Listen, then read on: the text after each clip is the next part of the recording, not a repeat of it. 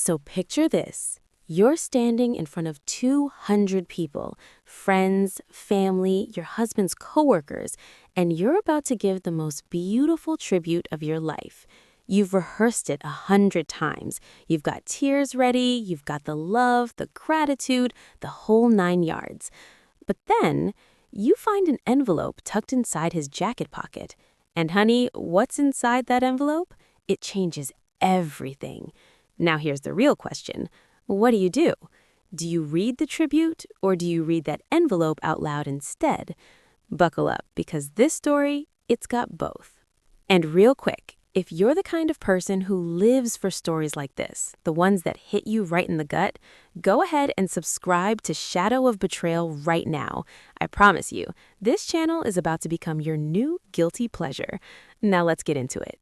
Margaret and Greg had what everybody wanted. I mean, the kind of marriage that made people sick at barbecues, you know what I mean? 18 years, 2 kids, Lily and James, a gorgeous house in the suburbs of Charlotte, North Carolina.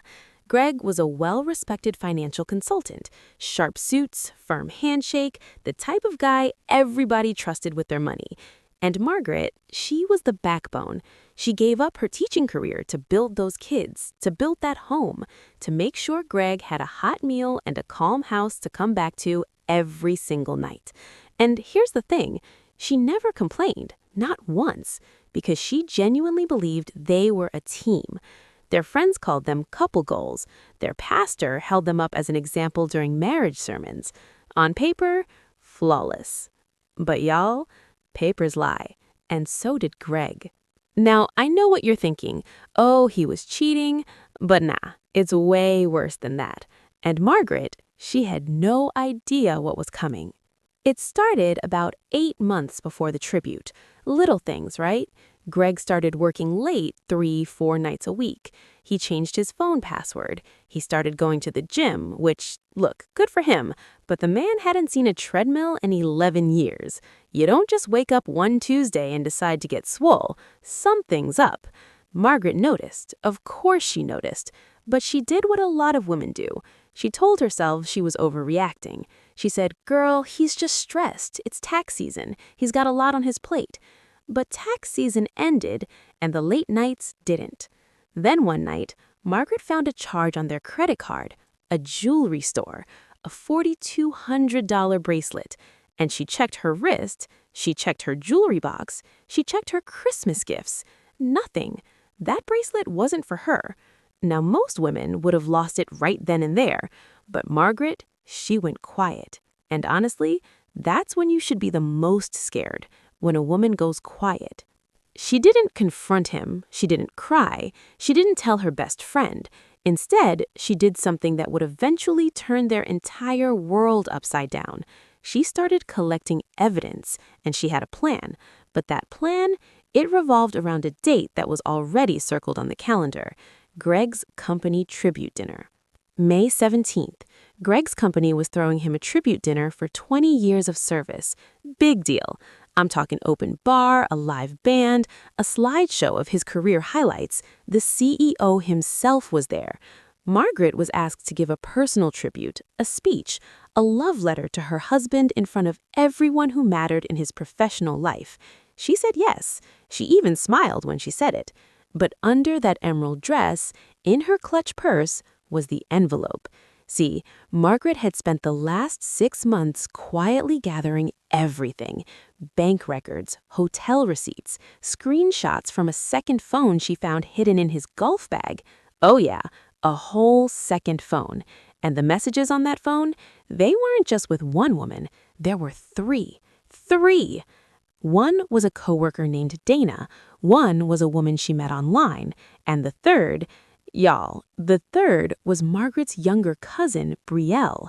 Yeah, let that sink in. Her own blood. And here she was, standing in a ballroom full of people, holding a microphone, expected to tell the world how wonderful this man was. So what did she do? Let me tell you, because this part, that literally gave me chills. Margaret stepped up to the podium. She looked out at the crowd, she looked at Greg, and she smiled.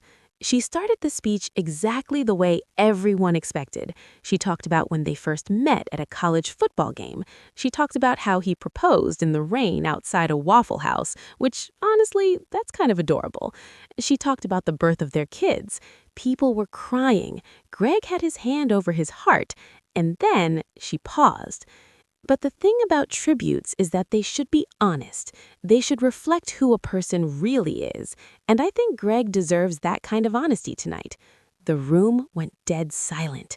She pulled out the envelope, opened it slowly, and she read, line by line, the messages between Greg and Brielle, their hotel bookings, the pet names, the $4,200 bracelet that Brielle had been wearing to family Thanksgivings, in Margaret's house. Greg tried to interrupt. "Margaret, stop!" But she didn't stop. She looked him dead in the eye and said, "No, Greg, you had 18 years to stop. This is my turn." The CEO looked like he wanted to crawl under the table. Greg's boss, who'd just given him a plaque, quietly took it back. And Brielle, she was already in the parking lot calling an Uber with mascara running down her face. But here's the thing nobody expected, and this is what separates this story from every other wife exposes cheating husband story you've ever heard. Margaret didn't just expose Greg to embarrass him. The envelope also contained divorce papers already signed by her lawyer. She'd moved her half of their savings into a separate account. She'd already secured an apartment. But Greg's real grave mistake wasn't the cheating. It wasn't even the cousin. It was this. 2 weeks before that tribute, Greg quietly took out a $500,000 life insurance policy, naming Brielle as the beneficiary. Not Margaret, not his kids, Brielle. Margaret found out because the insurance company accidentally mailed the confirmation to their home address. That's the grave mistake. He wasn't just betraying her heart, he was erasing her future. And she decided if he wanted to play that game, she'd let the whole world watch him lose. So which one left you speechless? His grave mistake or the tribute that became his undoing? Here's the thing about betrayal. It doesn't just break trust, it reveals character. And Margaret, she showed hers that night, not with revenge, with truth. Drop a comment below. What would you have done at the podium? Would you have read the tribute or the envelope? If this story hit you in your soul, and I know it did, smash that like button, share this with someone who needs to hear it, and subscribe to Shadow of Betrayal. Hit that bell icon so you never miss a story, because trust me, the next one, it's even crazier. I'll see you in the next one.